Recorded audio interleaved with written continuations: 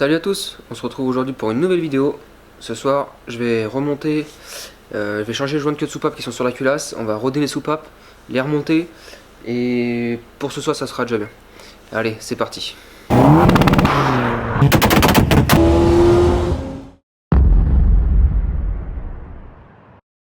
Donc voilà, les joints de queue de soupape, c'est cette partie là. Donc moi je vais les enlever et les remplacer, je vais vous faire voir comment ça se fait. Par contre il y a 16 soupapes, donc je pense que je vais faire ça en accéléré, ou alors je vais vous en faire voir 2-3, et puis après je vous reprendrai une fois que ça sera tous les joints de queue de soupape seront montés. Donc voilà, c'est parti. Donc c'est tout simple, moi je prends une pince un peu bizarre pour dénuder les câbles. Je sais pas si vous voyez. Voilà, c'est ce genre de pince que j'utilise pour enlever mes joints de queue de soupape qui se trouvent ici. Voilà, tout simplement.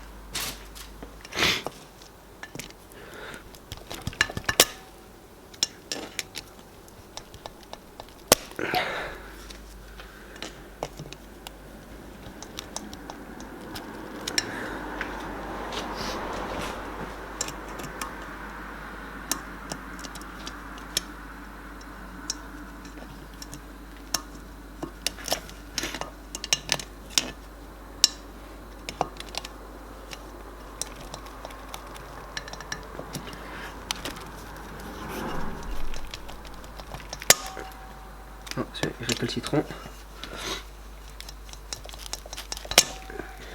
On va pas s'asseoir à côté, c'est pas grave.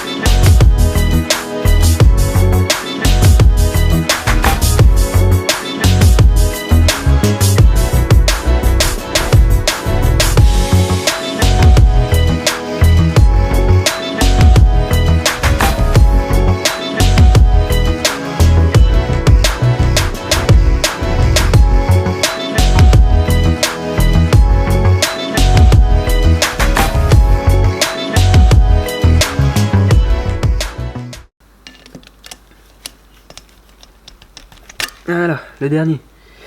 Alors. Tac, tac, tac.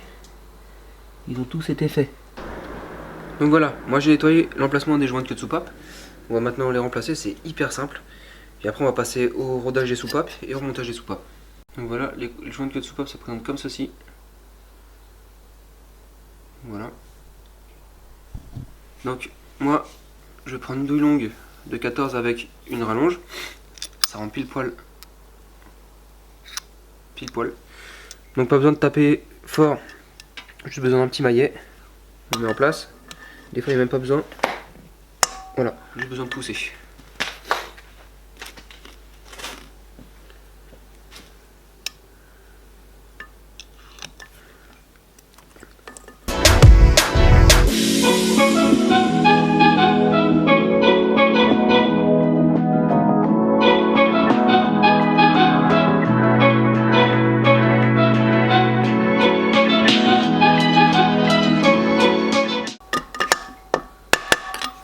Donc voilà, les joints de queue de soupape sont montés. Je vais maintenant roder une soupape pour vous faire voir. Et c'est exactement le même principe pour les 16 soupapes. Donc du coup je vais vous faire une soupape. Et après moi hors caméra je vais les monter pour un gain de temps. Ou alors je vais vous les mettre en accéléré, je sais pas encore. Donc maintenant on va roder une soupape. Donc ça c'est une soupape. Donc voilà, la partie chromée que vous voyez. La partie chromée que vous voyez là. Cette partie là on va y mettre de la pâte à roder. Ce qu'on appelle de la pâte à roder. Et on va venir faire tourner la soupape comme si elle était en fonctionnement dans le moteur. comme ça. Hop, on va lever un petit peu, hop, on va la faire tourner. Et on va terminer, on va commencer d'abord au gros grain, et on va terminer au petit grain. Donc on rôde la partie chromée ici, sur le siège de soupape qui est ici, là. Ça c'est un siège de soupape. Et on rôde la soupape là-dessus. Donc c'est parti. Donc voilà, j'ai mis un tout petit peu de pâte à rôder sur la soupape. On va maintenant la placer dans son emplacement. Tac. Donc voilà moi ce que j'utilise comme rôdoir de soupape. Donc c'est un rôdoir qui s'utilise sur les perceuses et qui fait le mouvement de fonctionnement en fait d'une soupape dans un moteur en fin de compte.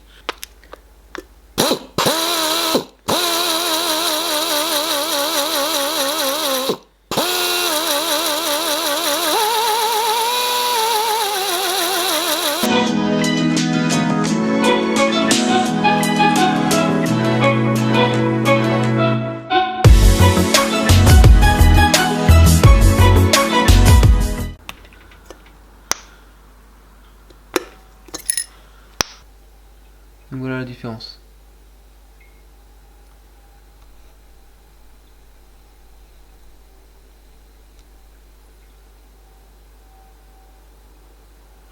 Donc là on va peaufiner au petit grain. Donc là on va faire un coup de petit grain. Et ensuite on va voir s'il faut refaire encore une passe ou pas. Donc voilà, j'ai mis un peu de pâte à rôder grain fin.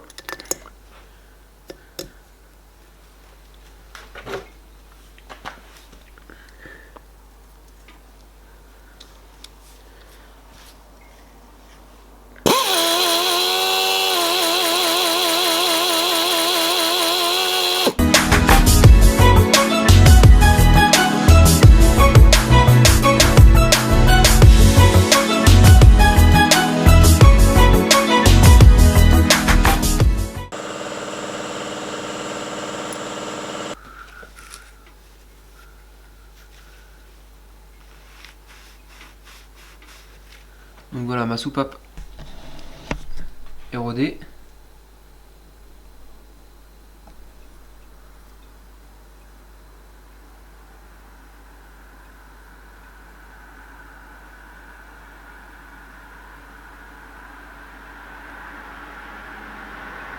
Donc voilà. Là, il n'y a plus qu'à la mettre en place. Alors surtout, bien nettoyer le siège de soupape. Parce que s'il reste des grains, bah, c'est pas bon du tout. Donc bien nettoyer la soupape, nettoyer un frein. Hein, et passer un coup de nettoyant en frein juste à cet endroit là. D'abord un coup de chiffon, après un petit coup de nettoyant en frein. Donc je vais faire voir la différence entre une soupape rodée et non rodée. Donc là, siège de soupape rodée, et là, siège de soupape non rodée. Là il est tout brillant, et là il est moins brillant. Et pour ce qui est de la soupape, c'est exactement la même chose. Une soupape non rodée aura cette couleur là, une soupape rodée sera comme ça. Donc on va venir remettre la soupape à son emplacement.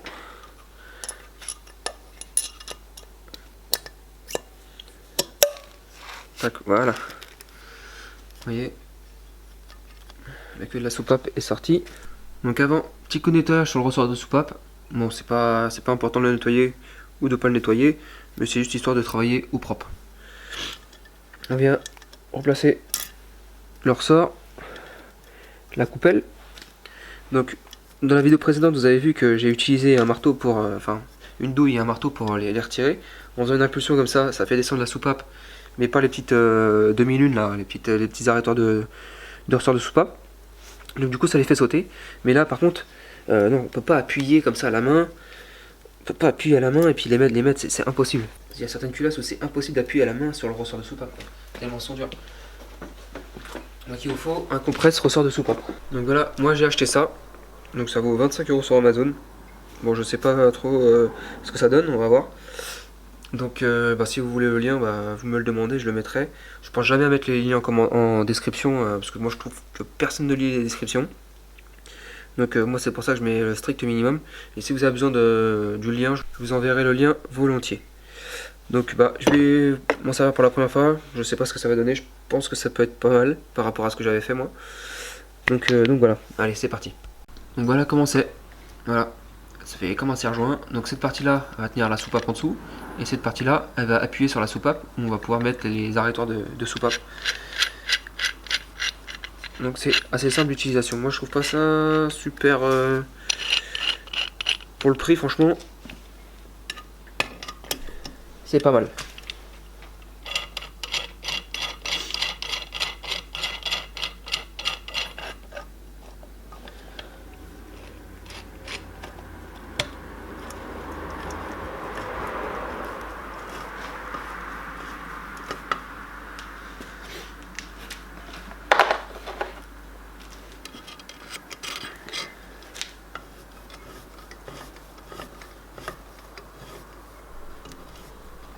Donc voilà, j'ai compris le ressort de soupape. On va maintenant venir replacer les petits arrêtoirs.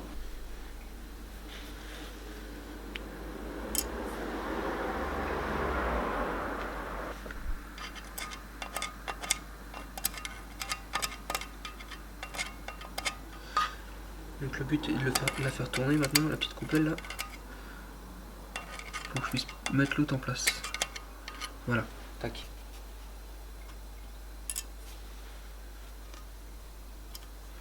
Ça c'est mis. C'est mis de travers, on va l'enlever. On va enlever les deux. Ah, c'est ce que je voulais pas faire, putain.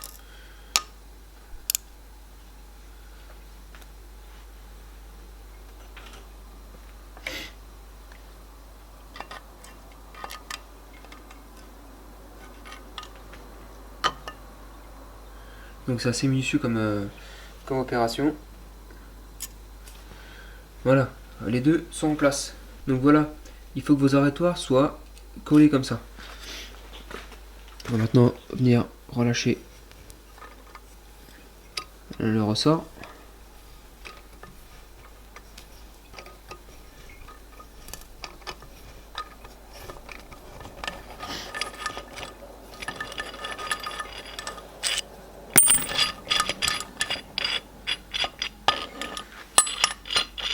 Tac. Et voilà. Voilà. Première soupape mise, première soupape rodée, il m'en reste 15.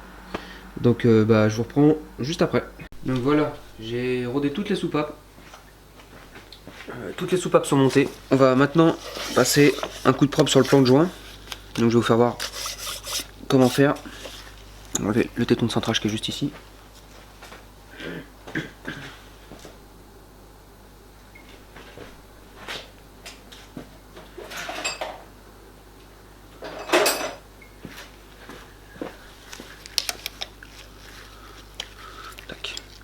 Donc c'est parti pour le nettoyage du plan de joint du bloc moteur.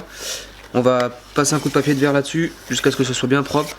Moi en grain j'utilise celui-là c'est du 600. Et à mon avis je pense que ça va durer un peu de temps. Donc c'est parti.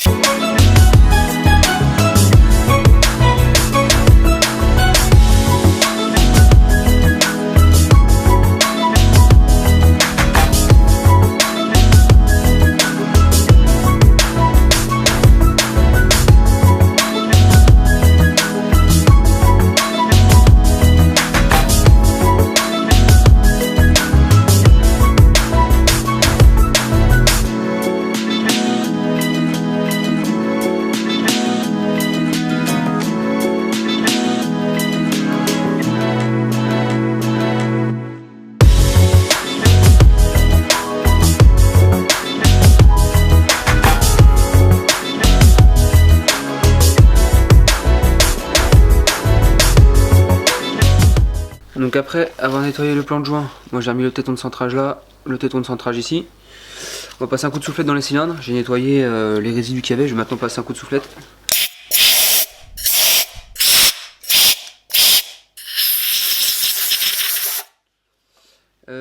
Passer un coup de soufflette dans les puits de jauge, passer un coup de soufflette dans les puits de filetage de vis de culasse là. Faut vraiment que ça soit propre. Ça se voit pas à la caméra mais il y a plein de trucs qui sortent.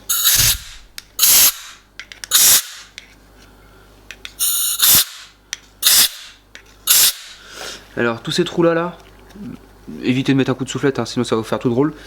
Et je vous laisse deviner pourquoi. Voilà pourquoi.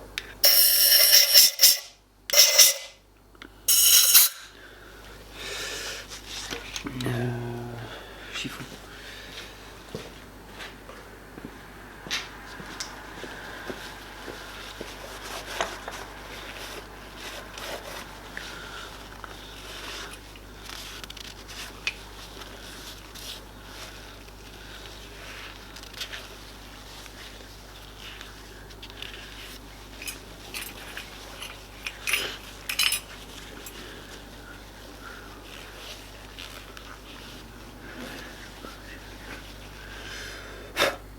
Donc voilà, ça c'est propre.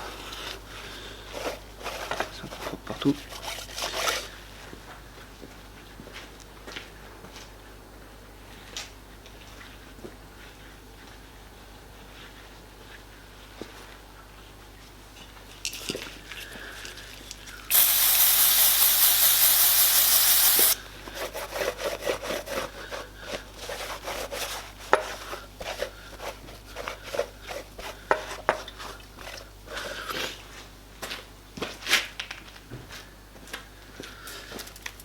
Le nouveau joint de culasse, on vient le replacer.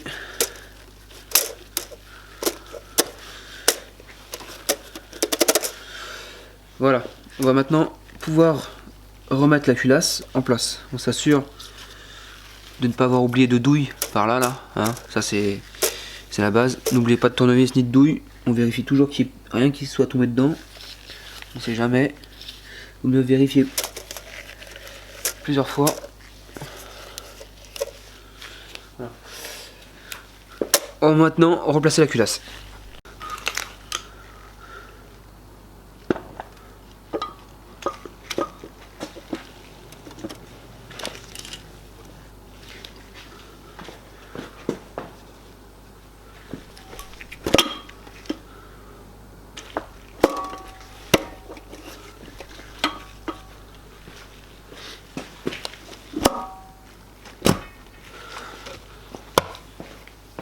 Ah bah voilà, j'étais pas bien en face.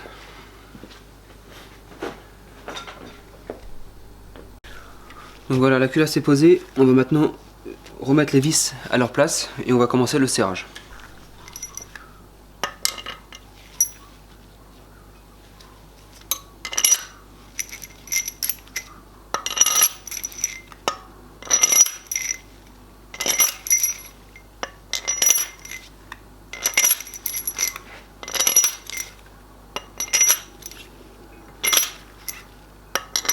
On va maintenant venir, donc je vous explique, là il y a la vis, vous voyez, la vis de culasse. On va y venir mettre de l'huile sous la rondelle ici et sous la tête ici. Ça facilite le serrage, il y a moins de friction en fait quand on serre et moins d'erreurs. Donc on vient toujours faire ça, on m'a toujours appris ça sur un joint de culasse, on vient mettre de l'huile sous la tête de vis, enfin sous la rondelle, sous la tête de vis. Comme ça facilite le serrage. Il y a moins de friction sur la vis et au moins ça fait un bon serrage. Donc j'ai enduit toutes mes vis. Je sais pas si vous allez voir. D'huile au niveau de la rondelle et sur la culasse. Alors, je vous présente mon dernier achat. Donc voilà, c'est une petite clé dynamométrique. Alors je ne saurais pas du tout vous dire, c'est du 1/4 de pouce, du 2 pouces, du 1 pouce, du 60 pouces, je sais pas. Je sais jamais, je reconnais jamais les douilles. Donc normalement je devais avoir la même que celle-là, mais pour les douilles traditionnelles, tout ce qui est douilles 19, 18, 17, toutes ces douilles là. Et en fait je ne l'ai pas encore reçue, donc je me suis acheté celle-là en attendant. Donc ça c'est pour les petits serrages, ça va de 5 à 25, c'est du KS Tool. Moi c'est vraiment une marque que j'adore. C'est vraiment bien fini. Là il y a un verrouillage pour éviter justement quand vous serrez que ça tourne. Vous avez un écran avec une espèce de petite loupe, je sais pas si vous allez le voir. Voilà, tac, et c'est vraiment précis, on voit vraiment bien ce qu'on recherche. Du coup moi je vais commencer le serrage de la culasse parce que c'est 22 Nm. Donc du coup je vais serrer le début de la culasse avec ça. Puis après on va passer sur mon ancienne clé dynamo que j'ai mais qui marche très bien. Sauf que j'en voulais une avec un grand couple de serrage. Du coup bah j'attends qu'elle arrive. On va commencer avec celle-ci. Donc premier serrage, première phase, c'est 2,2 décanewtons, donc ça fait 22 Nm. Donc du coup bah moi elle est déjà réglée. On va commencer comme ça, comme ça, comme ça, comme ça, comme ça, comme ça, comme ça, comme ça, comme ça, et celle-là. On va commencer en escargot, comme ça. Allez, c'est parti pour le serrage.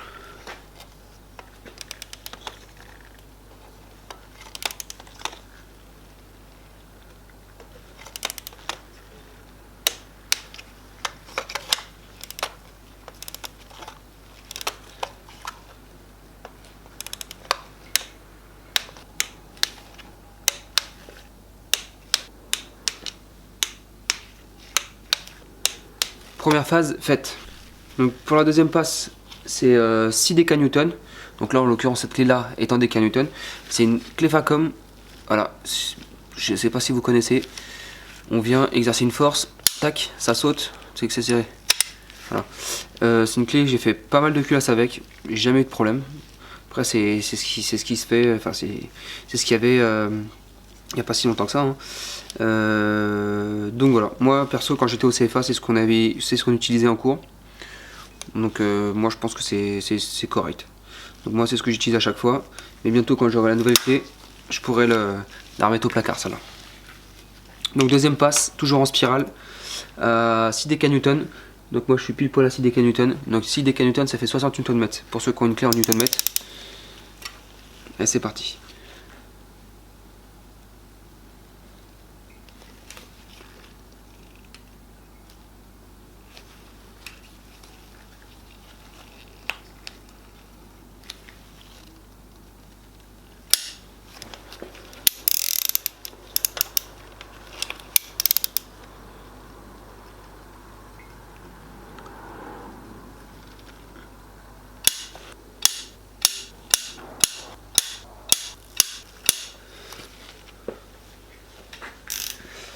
Deuxième passe faite.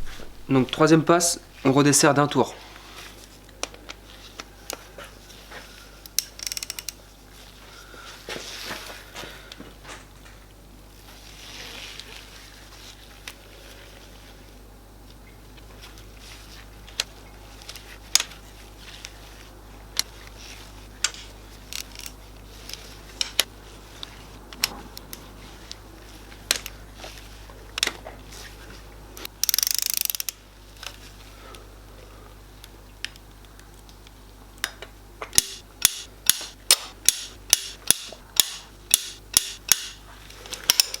Donc voilà les amis, voici ma clé angulaire, ça vient de chez KS Tool encore. Donc c'est une clé angulaire digitale, c'est avec un aimant. Alors me demandez pas comment ça fonctionne, mais ça fonctionne.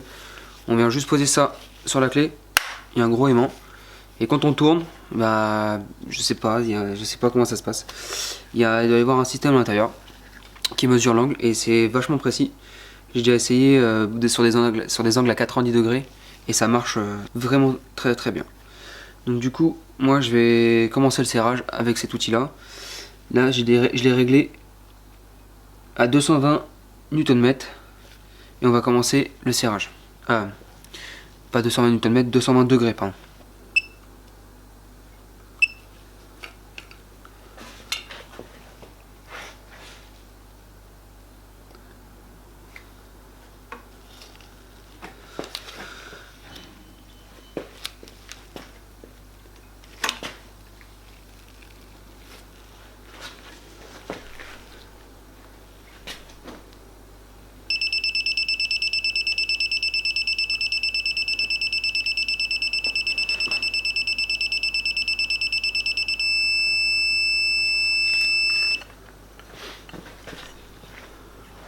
Donc voilà comment ça se passe.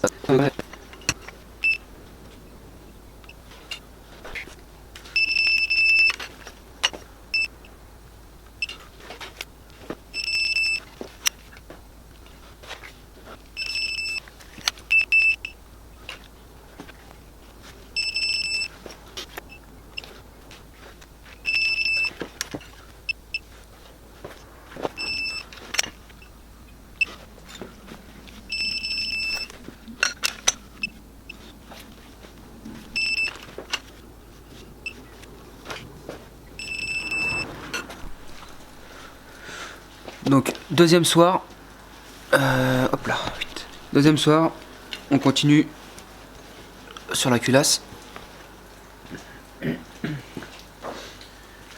Donc tout ce que j'espère, c'est que vous entendez pas le même bruit qu'il y avait sur la vidéo du démontage. Il y avait une espèce de bourdonnement. C'est parce que je vais vous faire voir la config actuelle pour vous faire la vidéo. Et en fait, j'ai un néon qui est là, il y a l'objectif qui est là, et le néon il est juste en dessous là. Et en fait, on entend un bruit électrique. Et du coup, j'espère que le micro ne capte pas le bruit du néon. Je vais vous faire voir ça. Voilà. Là, j'ai le trépied et le néon qui est juste là. Et du coup, si j'approche le micro,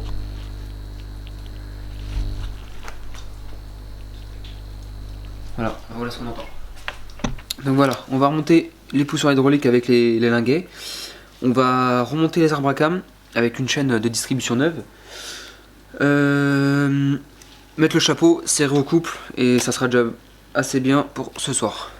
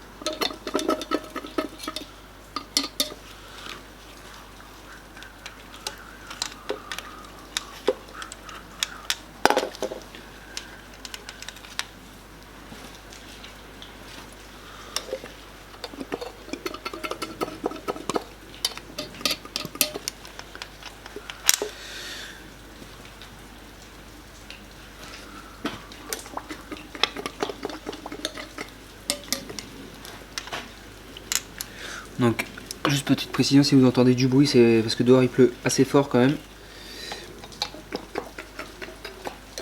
Donc il se peut que vous entendiez un peu de pluie.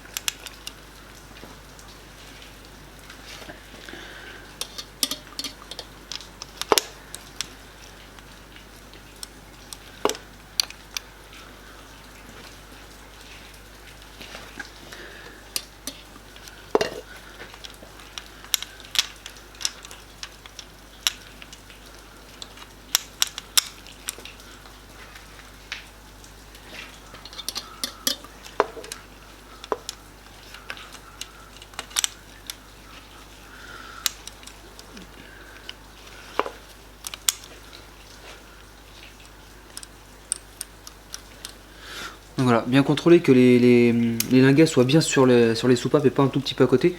Parce que je sais pas si vous allez voir. Celui-là là, complètement décalé, voilà. Donc bon, on va maintenant pouvoir remettre les arbres à cam. On va graisser les paliers. Toujours un petit peu.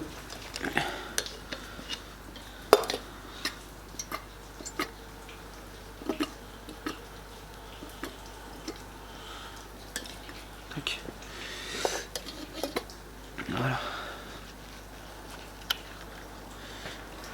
Toujours graisser les paliers. Surtout que là-dessus il n'y a pas de coussinet, donc si c'est pas huilé, c'est la culasse qui prend direct. Et là après c'est mort. Poubelle. Donc on va venir replacer les arbres à cam. Avant ça, je vais mettre le patin pour la chaîne de distribution.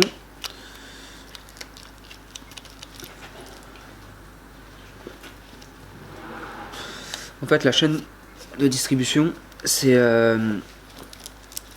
ça. C'est ce qui synchronise les deux arbres à cam. Encore une fois, c'est pas trop le système que je préfère. Je préfère quand il y a vraiment deux poulies d'arbres à cam, au moins on peut bien les caler. Et chez Volkswagen Audi, ils ont aussi ce système là. Et perso, j'aime pas du tout. J'aime pas du tout. Donc voilà les amis. Je vais vous expliquer. C'est très très simple à caler les arbres à cam. C'est très simple. J'ai mis 1 heure à retrouver mon sens. Et je suis tellement observateur. Je me suis rendu compte d'un truc. Donc ça pourra, je pense, ça pourra servir à plus d'une personne, franchement.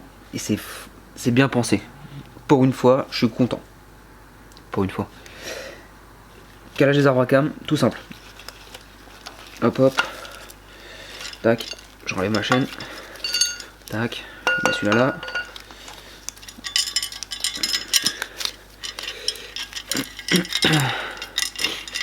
Voilà ma chaîne. Ma petite chaîne de distribution. Hop hop. Voilà. Vous avez vu, il y a ce repère couleur cuivre. On va l'appeler doré. Ce maillon doré. On repose ça. De toute façon, ce côté d'arbre à cam, c'est impossible que vous vous trompiez.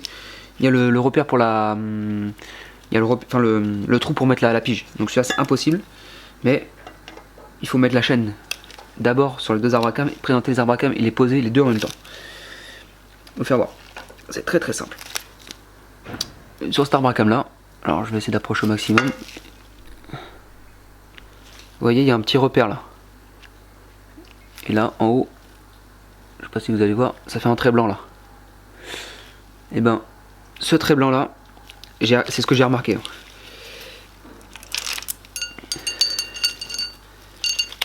Il doit aller ici. Le trait blanc, il va au milieu. Donc, ça c'est une chose. Le deuxième arbre à cam, il y a le même point blanc, juste ici.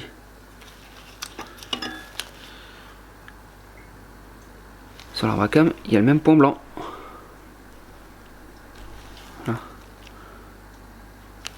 Donc le deuxième point blanc. Le deuxième point blanc.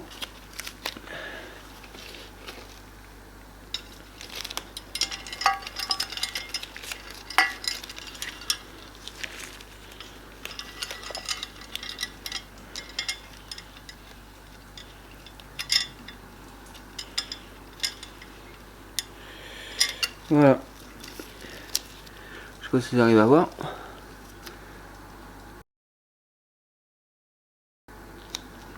En fin de compte,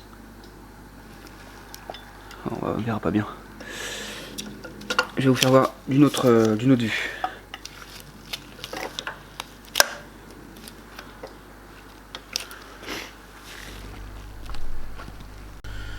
Donc voilà les amis. On est là, le point blanc là en face du repère doré. Voilà le point blanc en face du repère doré. Donc voilà les amis, on y est. Je vous ai fait voir. Franchement, ça c'est vraiment pas bête, mais il faut le savoir. Et moi en fait, en voulant recaler mes arbres à cam par rapport au repère que j'avais fait de base, bah, je me suis... Mais c'est peut-être un hasard, hein, franchement. je me suis aperçu que ça et ça correspondait parfaitement et que j'étais calé par rapport à mes repères que j'avais fait dans la vidéo précédente. Vous avez vu, normalement j'ai fait des repères partout et du coup ça tombait là où j'ai fait mes repères. Du coup je suis assez content. Ouais, maintenant je vais maintenant tout graisser, les paliers, les cams, mettre un coup de graissage sur la chaîne et ensuite on va remonter le carter palier et on va serrer ça. Il y a une procédure pareille au couple, donc allez, c'est parti.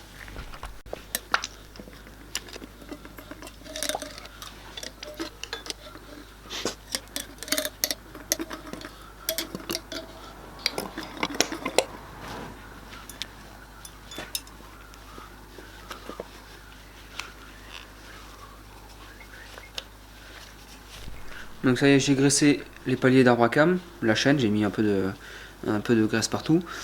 Je vais maintenant mettre de la pâte à joint, une pâte à joint. Et on va pouvoir reposer le carter palier à son emplacement. Donc c'est parti pour la repose du palier carter.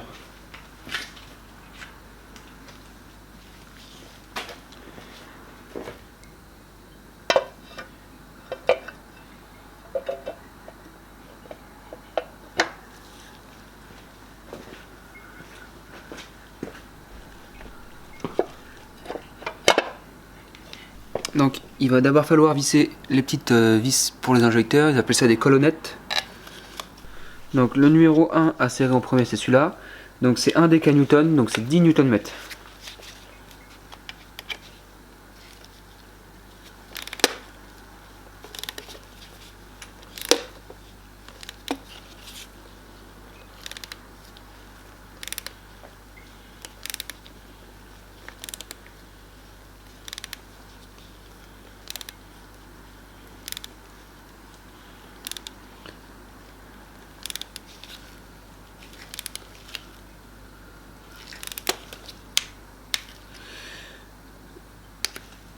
Le 2, 3.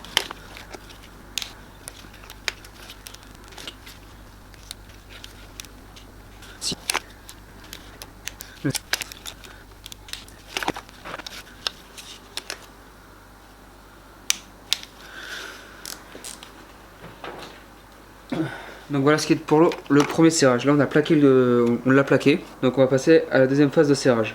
Donc deuxième serrage à 5 Nm. On va serrer les 28 vis. Je vais dézoomer un petit peu. Hop là. Voilà. Toutes les vis qui sont là, que vous voyez là. Là. Tout autour, sur les paliers. Partout ici. Il y en a 28 en tout. On les serre. On fait une première passe à 5 Nm. Et la deuxième passe à 1 Nm. Enfin à 10 Nm, pardon. Donc on va commencer par celle-ci, la 9e. Là j'ai besoin de mon plan.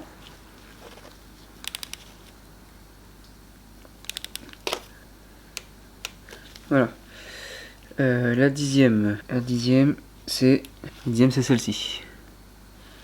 Tac.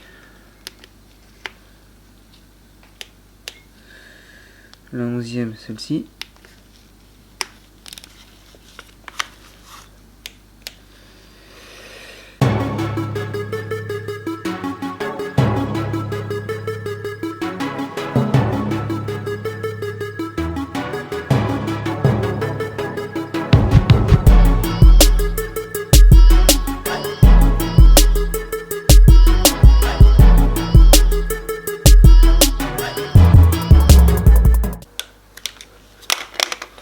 Donc voilà, deuxième passe terminée, on va passer maintenant à la troisième passe. Donc c'est 10 Nm.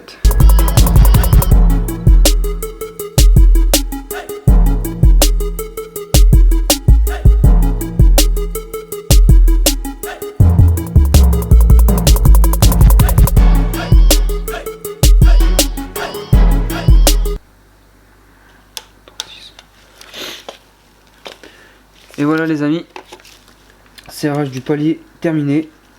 Je vais maintenant rentrer chez moi. Je vais faire dodo. Demain matin je me lève à 5h. Enfin 5h30 plutôt. Donc moi je vous retrouve demain soir. Là il est 23h. Voilà. Et du coup je vais rentrer chez moi. Là je fais des journées hyper longues. Demain 5h30. 8h au travail. Parce que j'ai 50 km de route, enfin 50 km, mais parfois plus d'une heure de route. 8h midi, je pense que pendant le midi je vais bosser. 18h, on retourne ici, 1h30 de route, jusqu'à pas d'heure. Donc voilà mon quotidien. Sur ce, moi je vous dis à demain. Donc voilà, on a remonté tout ce qui est au moteur. Je vais maintenant démonter la poulie d'arbre à cam et on va remplacer le joint speed d'arbre à cam.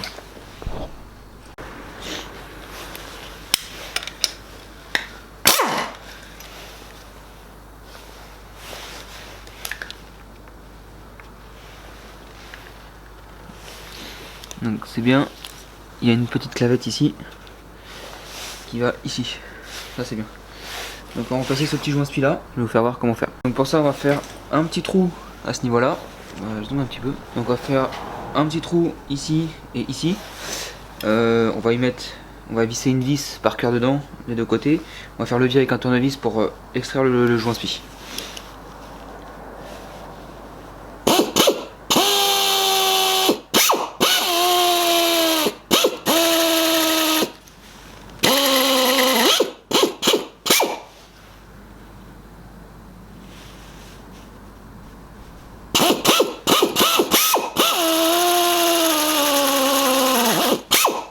Donc maintenant on y vient y visser des vis.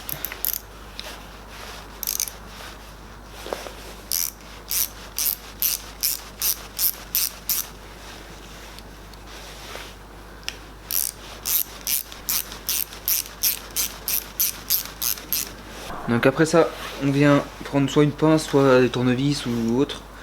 Et on va faire levier sur le joint spi. Voilà, tout simple. Donc on met le joint en place. Moi je prends une douille qui rend pile poil sur le joint spi, sur l'extérieur, un maillet.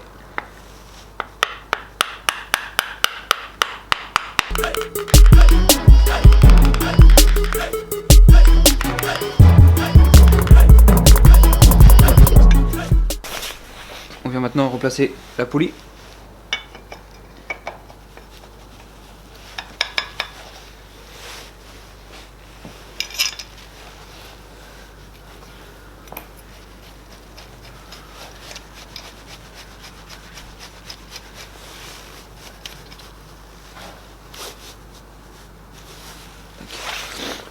On vient serrer la poulie d'arbre à cam.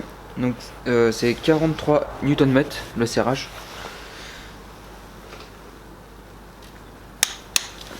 Donc voilà, ça sert pas fort du tout. J'ai réussi à tenir la poulie avec ma main et tourner la clé. Donc à partir de ce moment là, on va changer la pompe à eau qui est juste ici.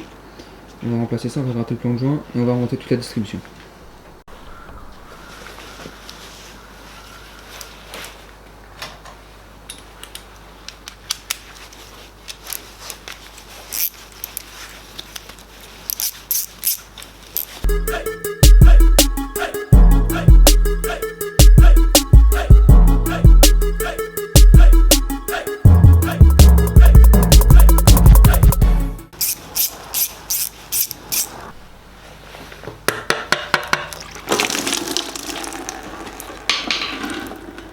Donc maintenant on vient nettoyer le plan de joint de la pompe à eau avec un peu de toile émery. Et ensuite on va remettre un joint propre, la pompe à eau, faire un coup de propre partout dans la distribution là. Puis après on va remonter la courroie.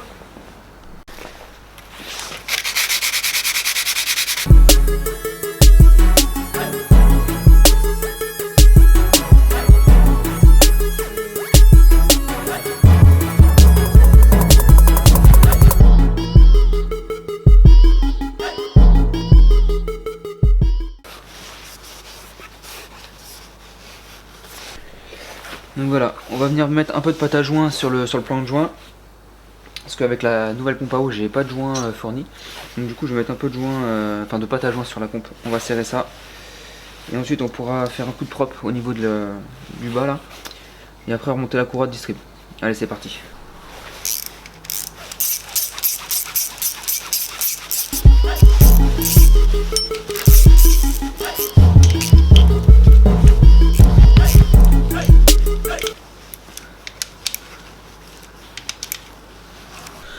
Donc voilà, j'ai mis en place le nouveau galet fixe, le nouveau galet tendeur. On va monter la courroie tout simplement. Donc on va remonter la courroie de distribution je vais vous faire voir comment le tendre à ma méthode. C'est une méthode qui est assez répandue quand même, c'est pas, y a rien d'extraordinaire. Normalement il faudrait un tensiomètre de courroie de distribution, mais moi j'en ai pas. Donc le but de la chaîne étant aussi de vous faire voir comment vous débrouiller sans forcément l'outillage. Si c'est pour acheter 5000 € d'outillage, autant aller au garage, c'est pas la peine. Donc moi je vais vous faire voir ma méthode qui marche, hein, parce que j'ai vu d'autres personnes le faire avant moi, et il y a d'autres personnes après moi qui le feront. Et bah, voilà, on va monter la courroie. Bon, c'est parti pour le remontage de la distribution. On va remonter la courroie à blanc comme ça. De toute manière, il va falloir que je remette le volant moteur pour mettre la piche derrière pour pouvoir tendre. Sinon, je pense que au niveau du vilebrequin ici, ça va bouger. Donc, je vais monter ça à blanc, faire un pré-serrage et je referai un serrage correct, enfin une tension correcte après le montage du volant moteur. Donc, on vient la placer sur le vilebrequin. Moi, j'ai mis un bout de carton en dessous pour la maintenir parce que sinon, elle a tendance à tomber. On la passe sur la pompe à injection.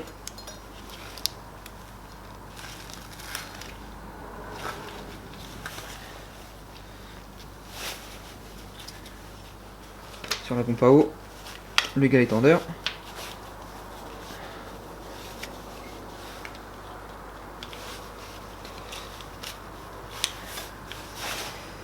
Donc là,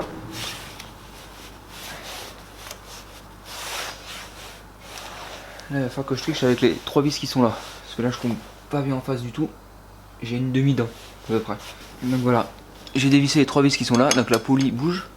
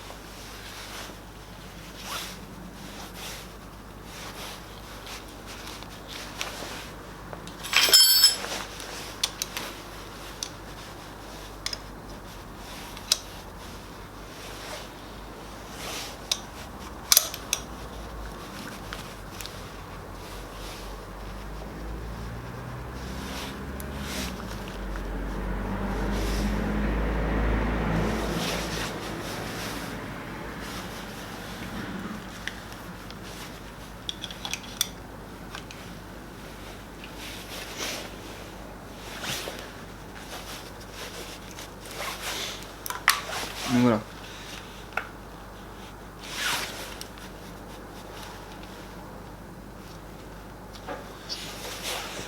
Donc là, voilà. Là, j'ai resserré mes 3 vis. 3 vis, tac, tac, tac, voilà. Donc là, ma distribution est montée. Donc j'avais un repère là, il est toujours en face. Ce repère là est toujours en face. Ici, j'avais un petit repère. Et ma fiche est toujours bien alignée. Là, j'ai fait un pré-serrage, donc j'ai pas trop tendu la courroie. On peut voir que je peux faire quasiment 90 degrés. Hein, quasiment, quasiment un demi-tour. Donc l'idéal, il aurait fallu que... Donc là, idéal, il aurait fallu que la courroie fasse un petit 45 degrés à peu près, environ comme ça. Donc là, il va falloir que je fasse des tours moteurs de toute manière pour qu'elle se mette bien en place partout. Et ensuite, à partir de ça, je pense qu'il va falloir que je retourne encore un petit peu. Donc il va falloir que la courroie, moi, je fasse ouais, un bon... Là, je pense que c'est un peu trop, là. Non, c'est un peu trop détendu, là. Là, il faudrait faire... ouais, là, si je force un peu dessus, ça va un peu trop loin. Donc il faudrait que la courroie, je puisse faire... ouais, ça. À peu près. De toute manière, là, on peut déjà essayer.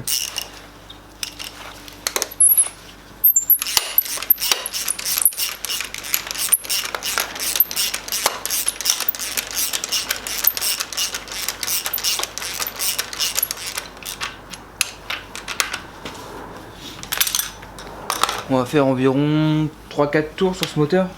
D'habitude j'en fais 2. Mais il me semble que chez Peugeot déjà ils préconisent 10 tours, il me semble.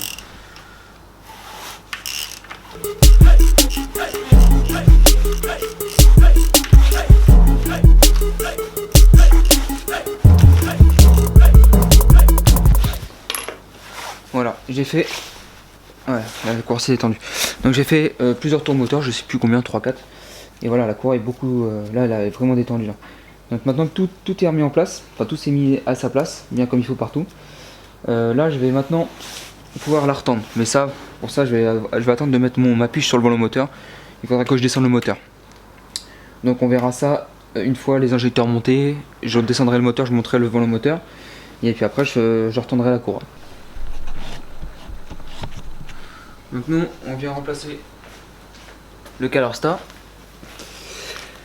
Tant qu'à faire, on l'a, on va le changer. Oula, c'est quoi ça? Oula, je viens de voir que le Calorstar en fait a été supprimé d'origine. Bizarre ça? Enfin d'origine. Ouais, bon bah nous on va remettre un Calorstar propre. Donc voilà, le Calorstar il a été remplacé, ça c'est bon.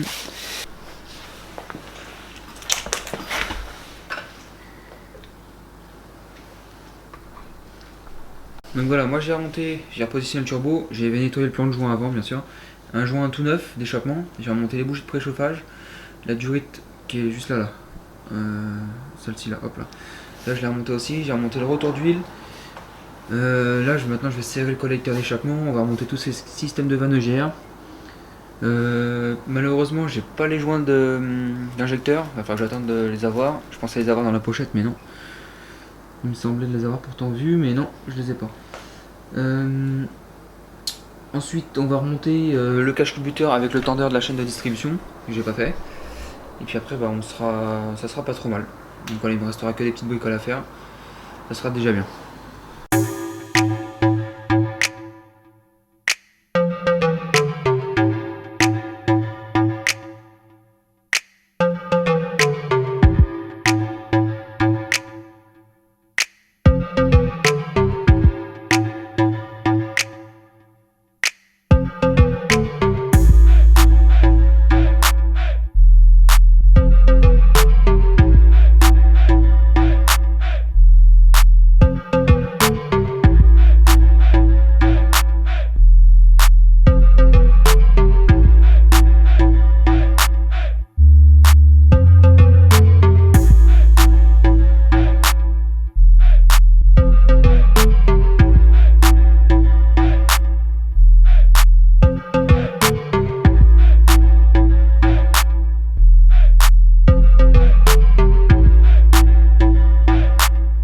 Donc comme vous pouvez le voir, j'ai monté le turbo qui est là, le système de vanne EGR avec tous les tuyaux, le tuyau rigide qui est là, avec la pompe à vide sur le côté, la pipe d'eau qui est là, qui est juste ici là, avec un joint tout neuf, le Calorstar, les tuyaux de reniflard.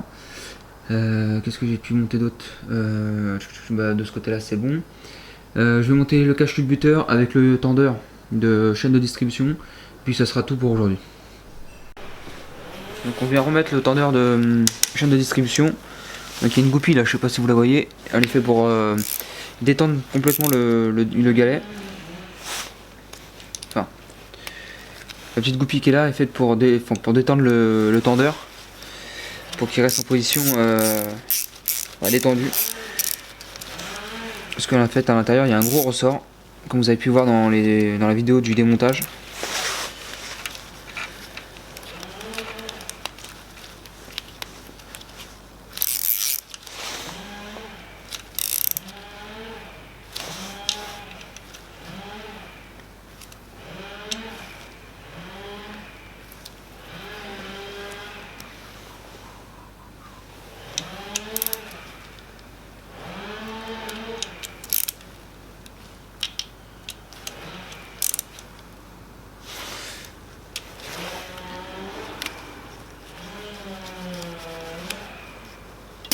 Voilà. Là, c'est du temps de la chaîne.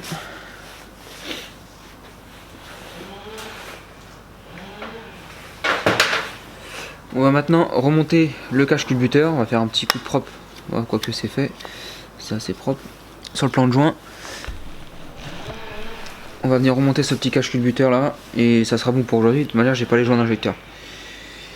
Donc voilà. On vient repositionner avec un joint tout neuf le cache-culbuteur.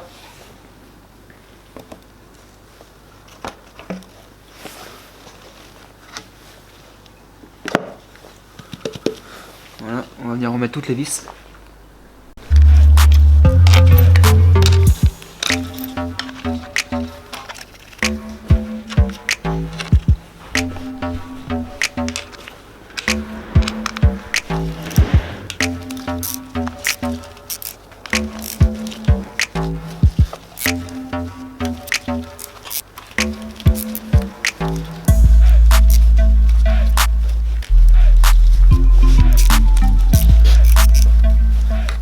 Bon alors j'ai reçu tous les joints d'injecteur.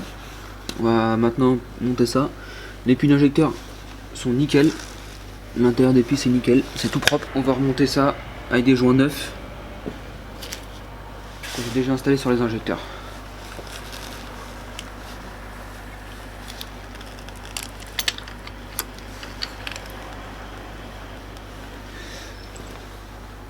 Évidemment, celui-là est tombé.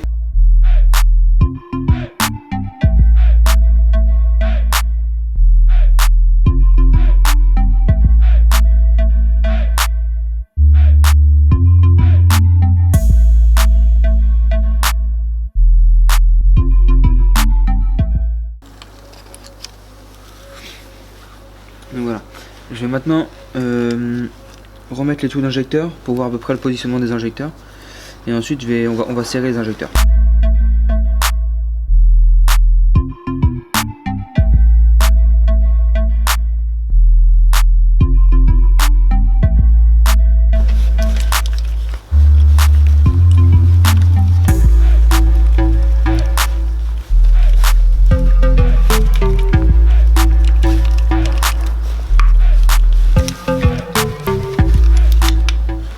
Donc voilà, les injecteurs ont leur place. Je vais enlever les tuyaux pour pouvoir faire le serrage.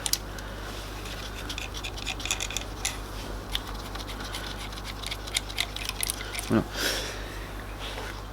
Donc on va serrer ça à... Normalement c'est 4 Nm, mais moi ma clé commence à 5, mais bon, c'est pas très grave.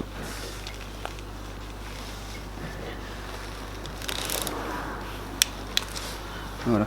On comprend pourquoi les injecteurs se desserrent.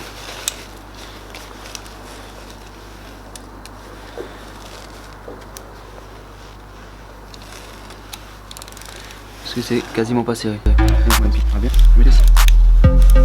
Ça, là, je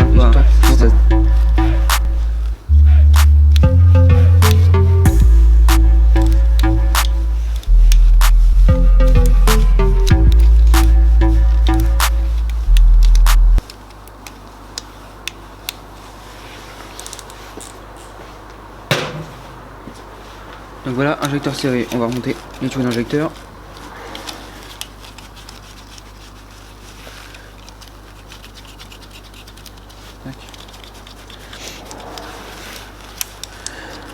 On va serrer tout ça.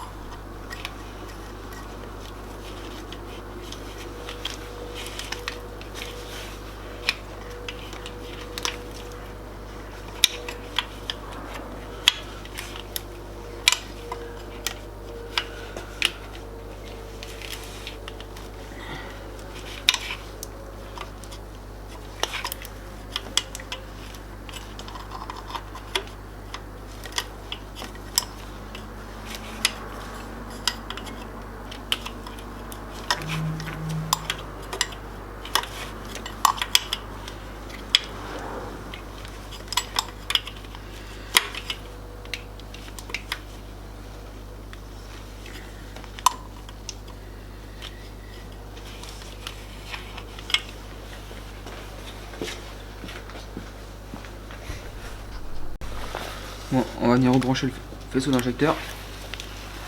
Le faisceau est branché, le capteur d'Abracam est branché. Si c'est pas branché, ça risque de pas de démarrer. Le faisceau de retour d'injecteur, il est où? Il est là.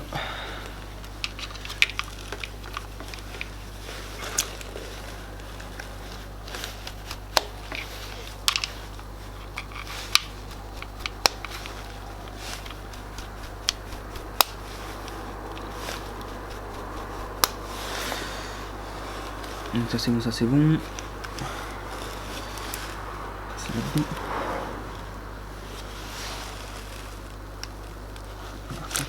Passer là-dedans.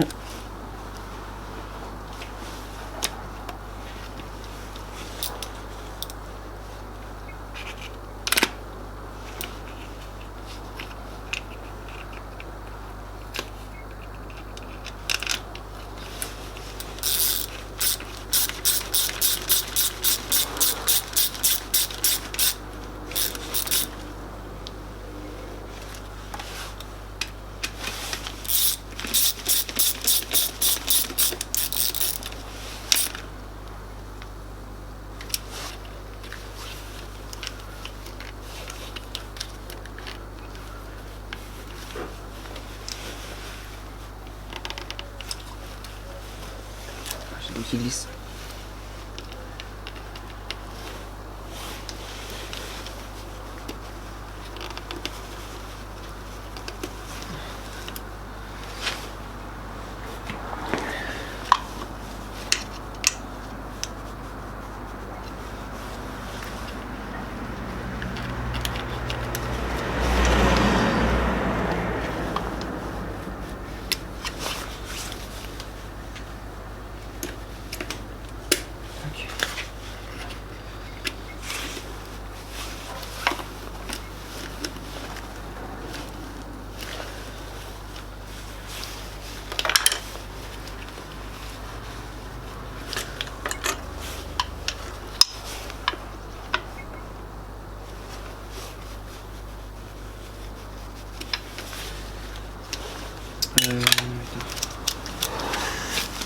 Les mains qui glissent et il fait froid.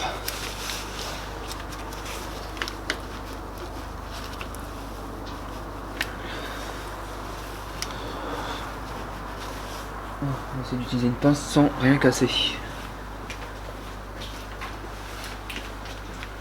On va y aller doucement.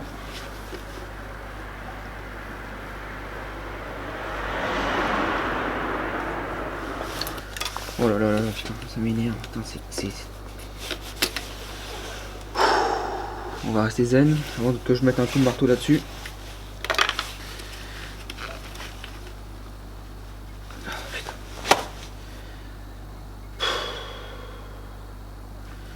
Putain, au lieu de faire un truc simple avec du tuyau souple, tu prends un collier, tu serres le collier. Putain, mais non, mais ces voitures-là, c'est.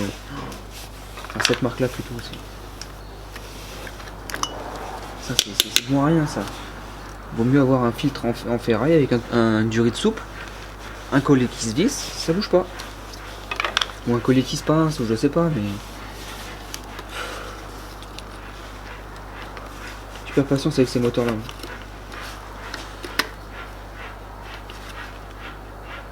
Et ça m'énerve aussi. Les voisins, ils attendent que tu te mettes la caméra en route pour faire du bruit.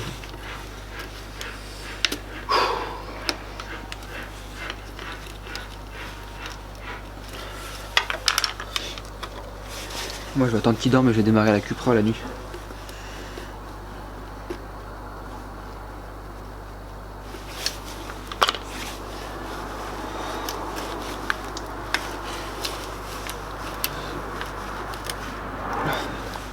C'est pas incroyable, c'est merde, de moteur de merde.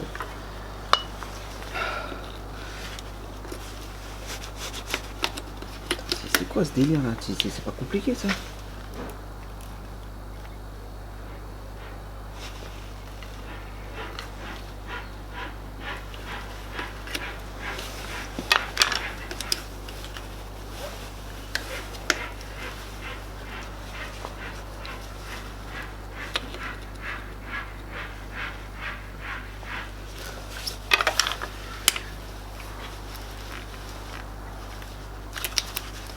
Ah, putain, je comprends rien. Je comprends rien. Putain, ça m'énerve.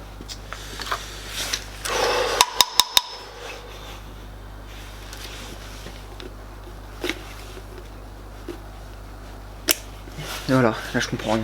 Et ça m'énerve.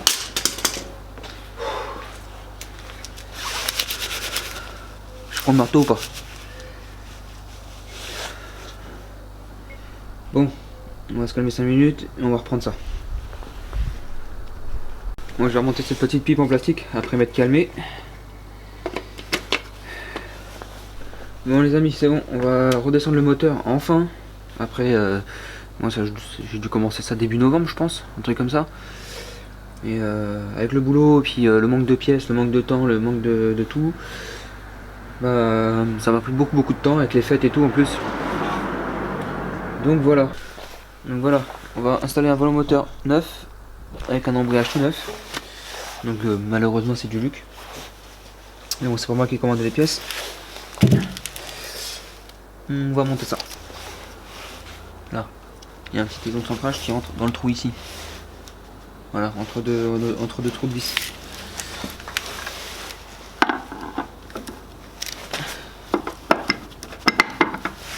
Comme on sait qu'on est bien en face, c'est parce que sinon on peut pas mettre le volant moteur.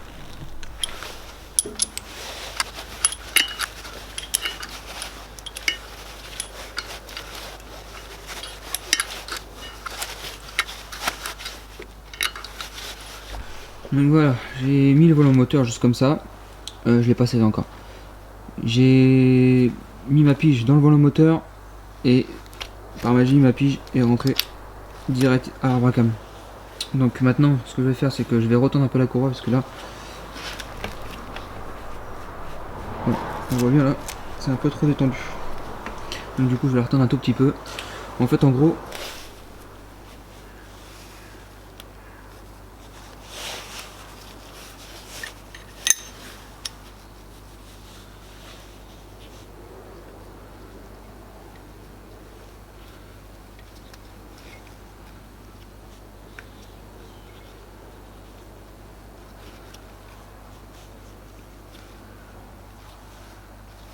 là c'est pas mal, ça me semble bien là.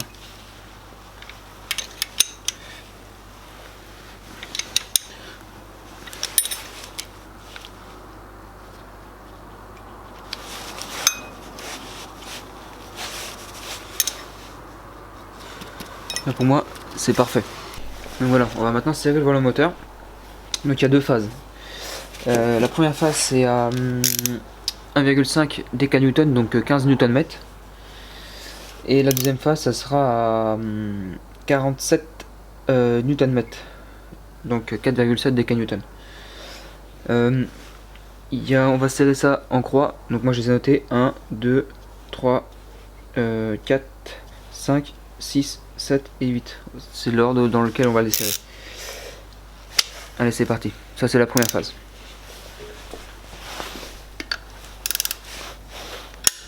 Voilà. Je les avais juste rapprochés avec le cliquet sans les serrer. Bon maintenant on va serrer ça à 47 Nm. Donc il y a une tolérance de plus ou moins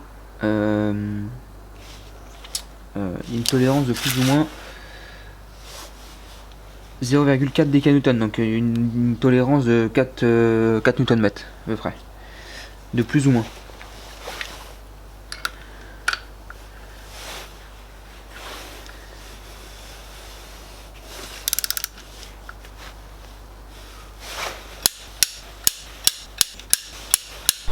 Bon voilà, on va venir dégraisser le volant moteur, c'est primordial.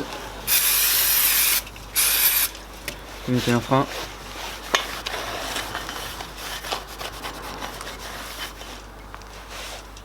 Je sais pas si on voit, voilà. Pourquoi il faut le dégraisser? C'est toujours un peu gras. Ensuite, on a le disque, le mécanisme. Moi j'ai un centreur d'embrayage universel. Comme ça. Donc il suffit de trouver le bon.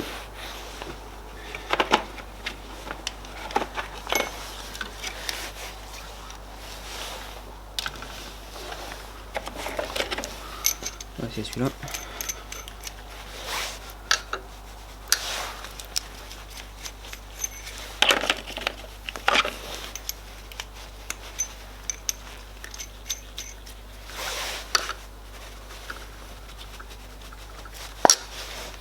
Ça va avec le mot.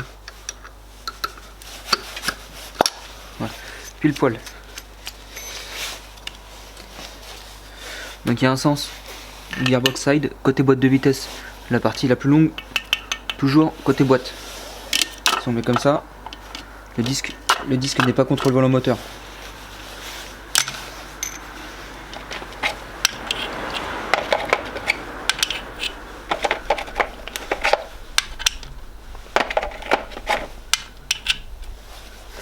Voilà, cette partie là va aller dans le mécanisme et cette partie là dans le vilebrequin. Donc on prend ça, on met ça comme ça.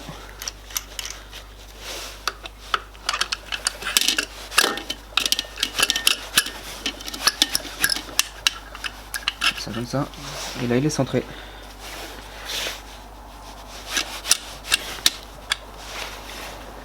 Et il est centré, on n'a plus qu'à prendre le mécanisme. Surtout, ne pas faire comme moi, j'allais le monter, bien le dégraisser avant.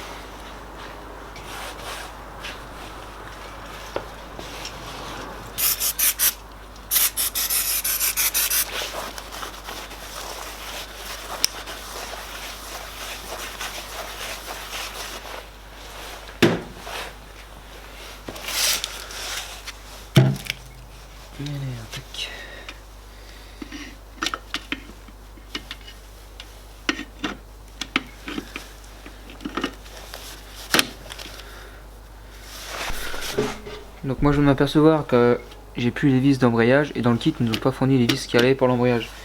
Donc du coup moi j'espère ne pas être bloqué comme ça. J'ai mis 2 vis là juste pour transporter le moteur et je pense que les vis je les ai laissées sur l'embrayage et devant le moteur que j'ai ramené au propriétaire. Donc on va espérer. Bon, en tout cas rien de compliqué, vous serrez toutes les vis autour, vous avez juste à retirer le centreur, vous remettez votre boîte et puis voilà. Donc nous on se retrouve prochainement. Voilà les amis, le moteur est remonté.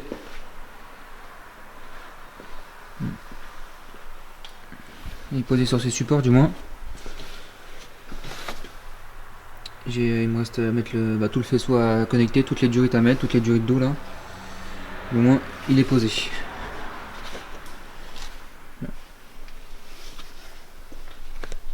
Et voilà les amis, cette vidéo touche à sa fin, j'espère qu'elle vous aura plu. Moi, ça a été un plaisir de travailler sur ce moteur, mais réellement, j'ai adoré. Si vous avez aimé la vidéo, n'hésitez pas à lâcher des pouces bleus. Plein de pouces bleus, ça fait plaisir. Partagez la vidéo. Abonnez-vous si ce n'est pas déjà fait. Je pense pas faire une autre série de vidéos sur cette voiture. Je pense que je vais monter la voiture, enfin je vais faire le montage hors caméra tranquille.